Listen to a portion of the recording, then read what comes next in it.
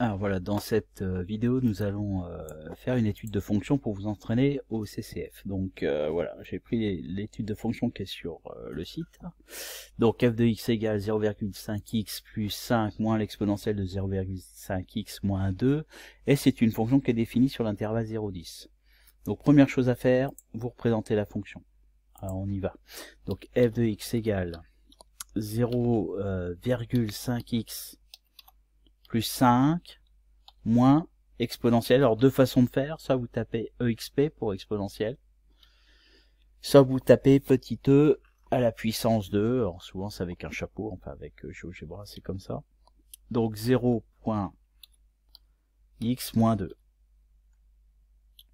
Voilà, elle est dessinée, elle est représentée, et on la représente de 0 à 10.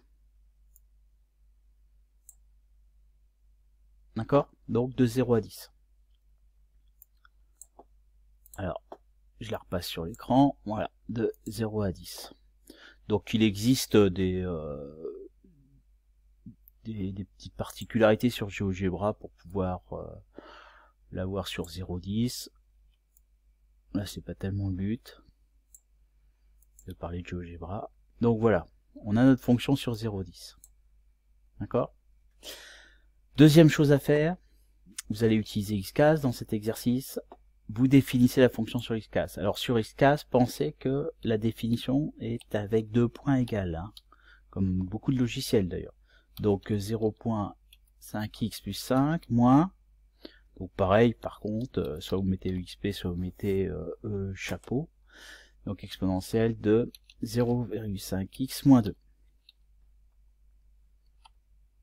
Ce qu'on peut faire tout de suite, c'est calculer quelques valeurs, par exemple la valeur f de 4, f de 0, pour voir si notre fonction est bien enregistrée. Voilà, on peut comparer, vous voyez. F de 4, 6, d'accord, très bien, on a nos outils. Donc on va regarder maintenant les questions du site. Alors je l'ai ouvert là. Avec les corrections, vous voyez, vous avez à faire, déterminer la fonction dérivée, résoudre une inéquation, c'est-à-dire connaître sur quel intervalle la dérivée est positive pour pouvoir avoir la croissance de la fonction, faire le tableau de variation, d'accord, faire une intégrale, et après utiliser un petit peu les résultats précédents. Donc voilà, on va traiter toutes ces questions. Allez, c'est parti. Donc première question, trouver la fonction dérivée. Alors, je vais, première. Fonction dérivée. Bon, vous pouvez utiliser GeoGebra ou XCAS. Alors on va le faire avec les deux. J'y vais avec XCAS. Soit vous tapez dérivée f de x, vous précisez la variable, ça dépend des versions d'XCAS, et voilà, vous avez votre dérivée. Ou alors vous tapez f' de x, ça fonctionne aussi. Et vous avez votre dérivée. Sur GeoGebra, alors, ça dépend aussi des versions. f' de x.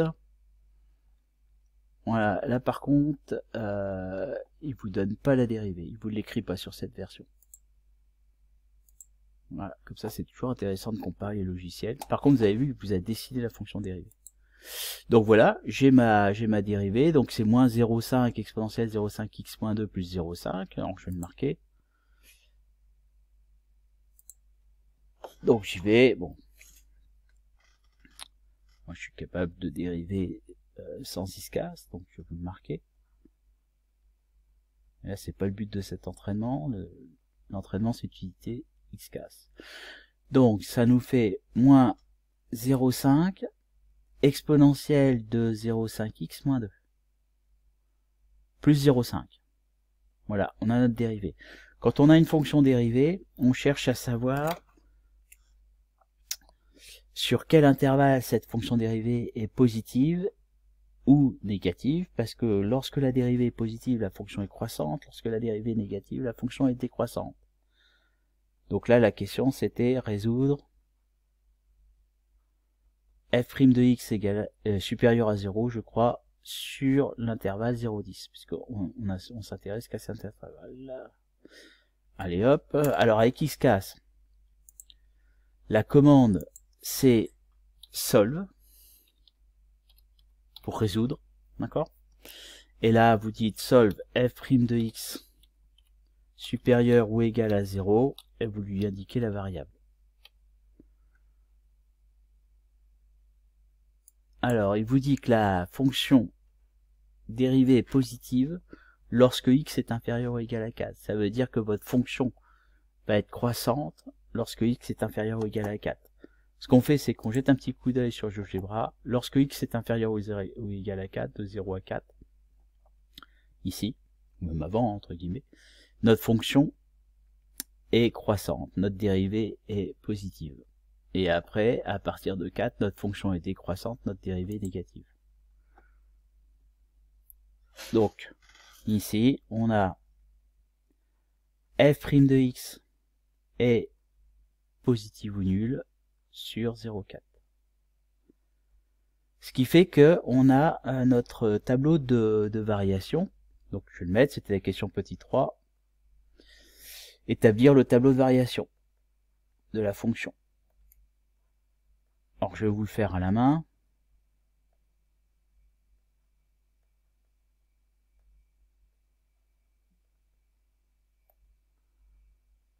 De la fonction f.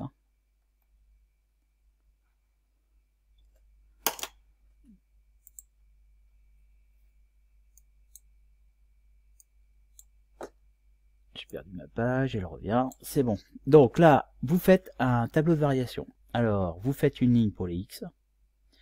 Votre ligne, vous l'adaptez à votre ensemble de définition. Là, on vous a demandé de définir la fonction de 0 à 10. Donc je vais de 0 à 10. Vous faites une ligne pour votre dérivée et une ligne pour votre fonction. Enfin, une ligne pour le signe de votre dérivée et une ligne pour le comportement de votre fonction, les variations de votre fonction. Donc on a vu ici qu'on a une valeur charnière qui est 4, donc qui fait 0 pour notre dérivée. On est positif avant, on est négatif après. On est donc croissant sur cet intervalle-là et décroissant sur cet intervalle-là. Et là, ce qu'on peut faire, c'est calculer les valeurs f de 0, f de 4, f de 10. On va utiliser Xcas, on va pas s'embêter. Hein. Donc, f de 0. Ah, j'ai pas écrit 0. J'ai écrit O. f de 0. F de 4. F de 10. Donc on est à, si on prend ça à deux chiffres après la virgule, 4,86, 6 et moins 10,1. Donc 4,86, 6. Alors 4,86, 6 et moins 10,1. Donc voilà pour les questions. Donc sur Xcas, la commande pour avoir l'intégrale c'est int, vous indiquez votre fonction, votre variable et vos bornes. Donc là on voulait l'intégrale de notre fonction f sur l'intervalle 0,10. Donc on y va, je le marque là. Donc je voulais, je vérifie ma question, est-ce que c'est bien ça? Hop. Oui, c'est bien ça, à 10 moins 1.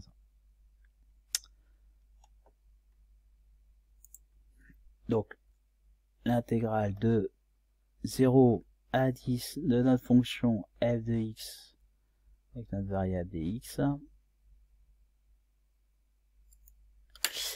elle est à peu près égale à 35,1. Donc voilà, 35,1.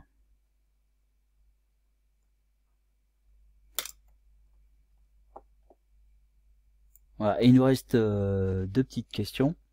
Alors, une usine fabrique et commercialise des parquets stratifiés. Sa capacité mensuelle de production est comprise entre 0 et 1000 palettes de parquets. On suppose que toute la production est commercialisée. Le bénéfice mensuel exprimé en centaines de milliers d'euros, réalisé par la production et la vente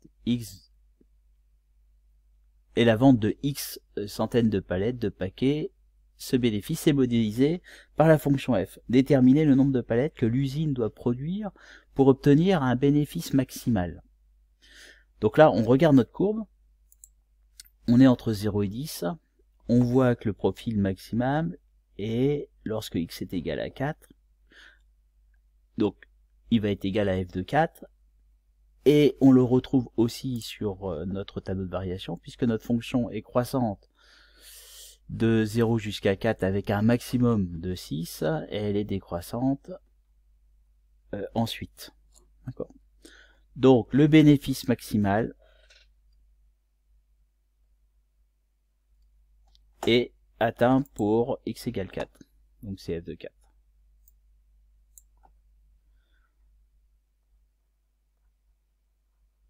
Donc bénéfice max pour x égale 4, et ça fait f de 4 égale 6, et c'est en centaines de milliers d'euros. D'accord, donc on est à 600 000 euros. Voilà, et la dernière question, il s'agit d'avoir le bénéfice moyen. Alors le bénéfice moyen, il est calculé par rapport à l'intégrale. Donc vous avez une formule, vous avez votre intégrale de 0 à 10 de 2x dx, et cette formule, vous la multipliez par 1 sur b-1. Ou alors vous divisez l'intégrale par b-1. D'accord ? A étant le début de votre intervalle et b étant la fin de l'intervalle. Donc voilà, alors je l'ai fait, on avait fait tout à l'heure, on avait trouvé 35, on divise 35 par 10 en fait. Donc on se retrouve avec 3,5. D'accord, alors si on prend un petit peu plus de chiffres, bon, vous avez ensuite la réponse ici, hein, je l'ai mise sur la correction. Hein. D'accord, alors pensez qu'on est en centaines de milliers d'euros. Donc en fait, vous avez 350 100 euros. Et non pas 3 euros. D'accord. Donc voilà le bénéfice moyen de cette société qui produit des palettes. Bon, c'était une vidéo un peu longue, mais ça vous permet d'avoir une vision claire sur ce qu'on attend d'un